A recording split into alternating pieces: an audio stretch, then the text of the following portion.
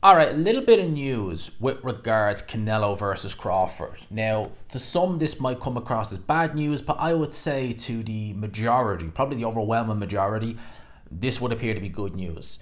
Turki Al Sheikh recently tweeted this. I'm going to read the following. Just wrapped up an important meeting now with my team, planning for the upcoming fights that we will make for 2024 and 2025. I decided to disregard the Canelo fight as I don't want it anymore. And he's obviously referring to the Canelo versus Crawford fight. So yeah, so I would imagine it is anyway. The Canelo Crawford fight was the fight that Turki Al Sheikh was talking about. It seemed to me, just from the outside looking in, that actually may very well have been the fight that he was prioritising for both guys next. For some reason, I don't know why.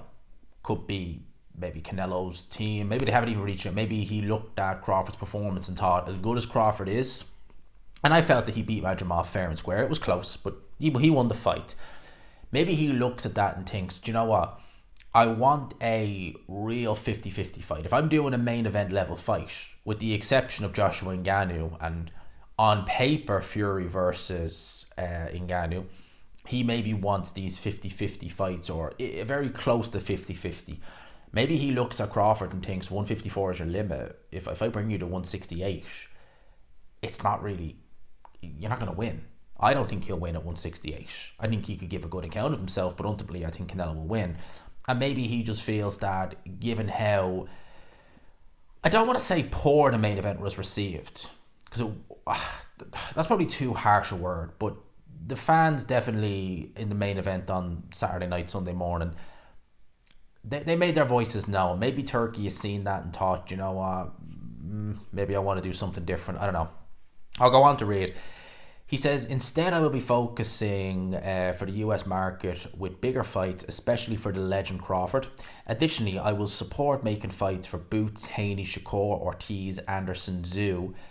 There's something unclear with the communication from his team with ours.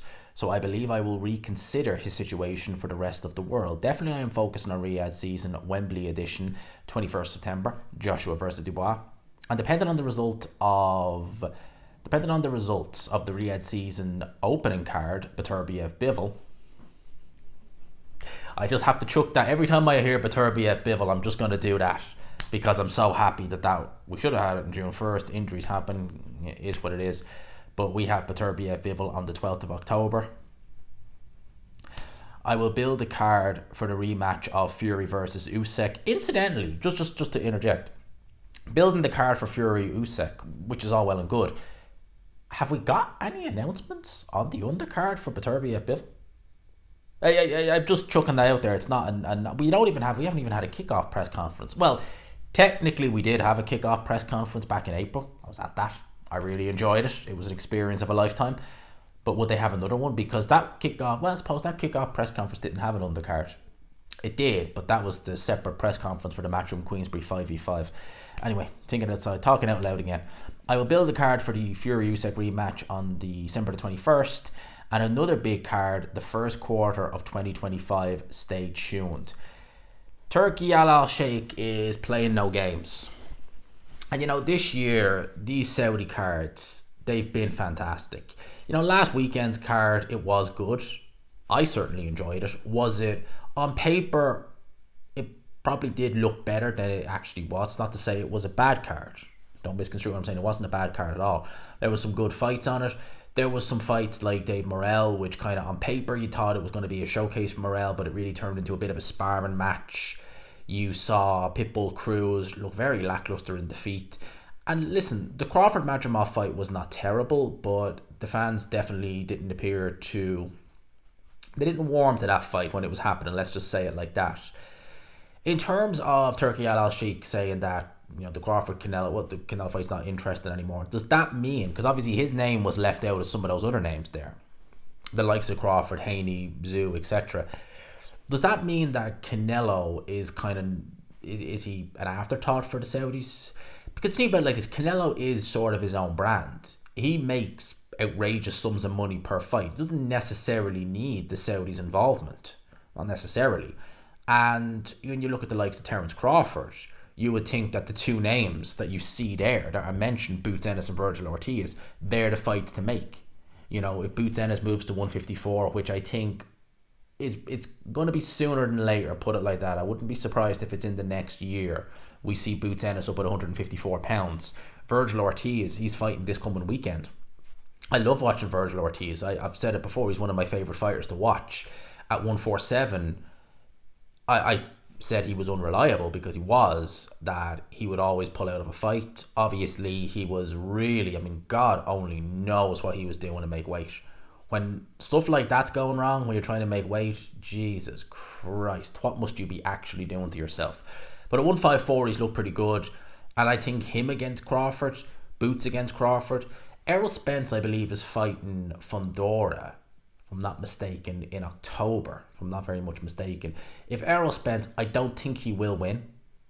I don't think he will. I think Errol Spence, I think that Crawford Spence performance and seeing how he looked against Majimov, again, Majimov styles make fights, but he never came close to really buzzing Majimov. He had Spence bounced up and down off the canvas loads of times in that fight. I think it really shows where Spence is at. If Spence was able to roll back the clock and get the win, I've no doubt in my mind they do a rematch. There's no doubt in my mind they do an Errol Spence rematch, because they could sell it as, you know, Spence is fully focused, he's fully hydrated at 154. It's a unification again, and they probably would. I would still watch it. I would, even though I think that it would be repeat. Might be a little bit more competitive. Might be. Probably not, but you never know. That's what I think will happen to Crawford. I think that they've pulled back on this Canelo fight. Probably the best idea. Looking at how Crawford looked on Saturday, again, it wasn't a bad performance. I felt he'd done enough to win, but that's at 154. Add an extra 14 pounds of weight on. It's not going to get any easier. It's not going to get any easier. And Canelo was still a very useful operator. But that does then leave the question, what happens with Canelo? I know he's fighting Berlanga in September, but like, what's happening at 168? Is he going to fight William Scully, become undisputed again? Is he going to fight Diego Pacheco? Is he going to fight the other guy, Christian Nimbele, I think is how you say his name? They're not exactly names that would get the pay-per-view buys, you know, through the roof in the nicest possible way.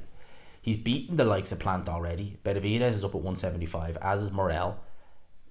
He's probably going to have to look at going to 175 to get big names, because that kind of does leave him. I don't want to say Canelo's not out in the wilderness. That's the wrong thing. People would chop off their right arm just to fight Canelo, to be honest with you. But it does, you do kind of look and think, geez, he's on the outside a little bit. You know, all these Saudi shows, all the influence, and then you kind of, Canelo just kind of, you know, just there. Again, he is a big star. He's his own entity. He's his own brand. But I'm wondering, does he want to be on those Saudi shows? Who knows? Anyway, that's the situation. That's what Turki Al Sheikh has had to say there. Let me know your thoughts in the comment section below. Are you happy now that it seems like we can draw a line in the sand with this Canelo Crawford fight, that it's done? You know, that seems like line in the sand, drawn, finished, see you later? Or are you someone who thinks, no, gee, I would have liked to have seen that fight, irrespective of Crawford's performance over the weekend? I would have still liked to have seen it.